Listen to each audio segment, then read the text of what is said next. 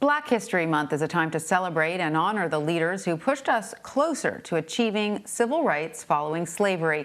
One of those iconic leaders is Rosa Parks. She's best known for her role in the Montgomery bus boycott. Her refusal to give up her seat to a white man sparked a protest that would make its way to the Supreme Court. But her activism did not start in 1955. Rosa Parks was an activist for decades leading up to that moment.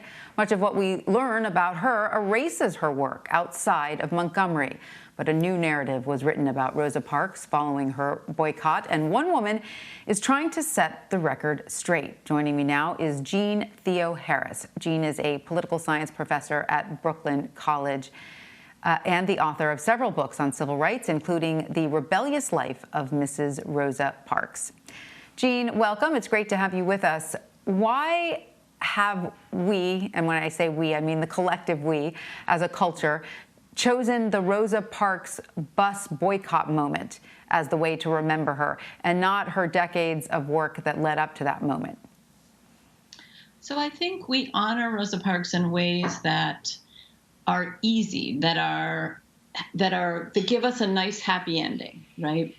We tend to tell a story that's about a woman sits down on the bus, then the community rises up, and then there's success, and it vaunts Martin Luther King into leadership, and it's all put in the past. And so it both doesn't link to the struggles we face today around racial inequality. It makes it seem like we fixed this problem.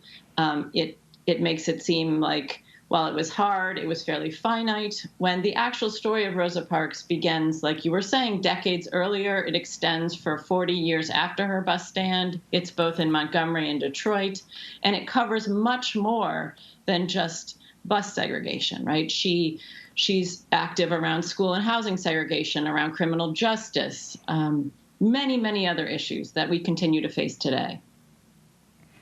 So, yes, tell us a little bit more about that. We know that Ms. Parks took her efforts to Detroit to combat racism in the North. Give us some insight into what her activism looked like in Detroit and why she made it a point to address northern states.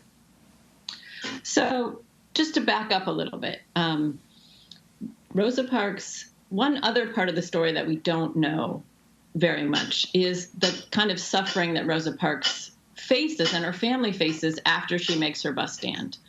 So she gets fired about 5 weeks after her bus stand. Her husband loses his job. They never find steady work ever again. And in fact, continue to get death threats and continue to struggle to find work even after the bus boycott's successful end 382 days later. And so 8 months after the boycott ends, the Parks family is forced to leave Montgomery, and they move to Detroit. Her brother's living in Detroit. Her cousins are living in Detroit. So she moves to Detroit. And so she will spend the second half of her life fighting the racism of the North. Because while the public signs of segregation are thankfully gone, what she says is the systems of segregation in housing and schooling, job discrimination, police brutality that they leave in Montgomery, they find again in Detroit. And so she's going to spend the second half of her life joining forces with activists in Detroit and across the country amidst a growing Black Power movement that she takes part in, fighting that racism really till the end of her life in 2005. And yet we tend to trap her story back there in 1955 when she makes a very courageous stand on the bus, but it's one of many, many courageous stands she makes across her life. And she was also very active, if I'm not wrong, in the NAACP youth chapter. Did she specifically look to children and teens as the leaders and future leaders of the movement toward civil rights? And if you were to sort of step back, how do you think she would look upon leaders of the Black Lives Movement today? Right. So she gets her start more than a decade, really 2 decades before her bus stand. She gets active around the Scottsboro case. People might remember that's 9 young Black men who are wrongfully accused of rape and tried and sentenced to death. And so a local movement grows in Alabama in the early 1930s to protect and defend the Scottsboro boys she meets and falls in love with her husband, who's working on the Scottsboro case, and so she joins him. And again, this is in the early 1930s. By the 1940s, she wants to become more active. She joins the local NAACP, and she, with a small group of other activists, will work then throughout the 1940s and into the 1950s, trying to press for voter registration, trying to work on criminal justice issues, both issues where Black women have been raped and yet find no justice under the law, and then also cases where Black men are being wrongfully accused. So they're working on all of this stuff, and largely, as she would put it, they're trying, but all our efforts seemed in vain because over and over and over they try, and over their efforts are thwarted. So by the early 1950s, she's growing quite discouraged. She's getting, as we might call it, burned out. And so she begins to put her hopes in the energy and really in the militancy of young people. And so she really refounds the youth branch of the chapter that had gone kind of defunct, and again, cultivates a small group of young activists to take bigger stands against segregation in Montgomery, around education. And then we'll see that again if we fast forward to the mid and late 1960s. She's joining with young Black power activists in Detroit around issues like police brutality.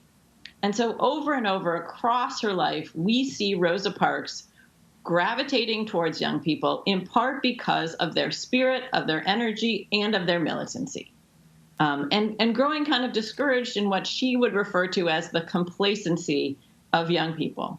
Mm-hmm. The complacency of her peers, of adults, and so putting her hopes in young people.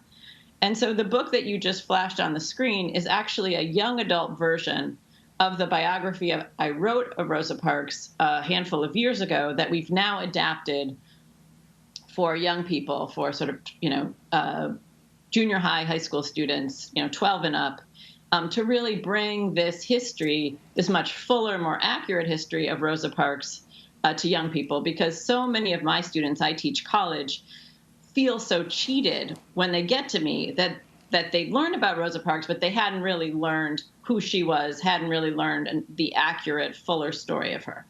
And part of that story is how much she loves not just young people in some sort of cliche, children of the future way, but loves the political spirit of young people. And so if we look at her life, if we see the work that she's doing around things like criminal justice and police brutality, if we see how much she loves the spirit of young people, I think we can see where she would be standing today and how much she would be appreciating the young people of Black Lives Matter. Well, Jeanne Theoharis, thank you so much for giving us a more complete portrait of the incredible activist Rosa Parks. We appreciate it. Thank you for having me.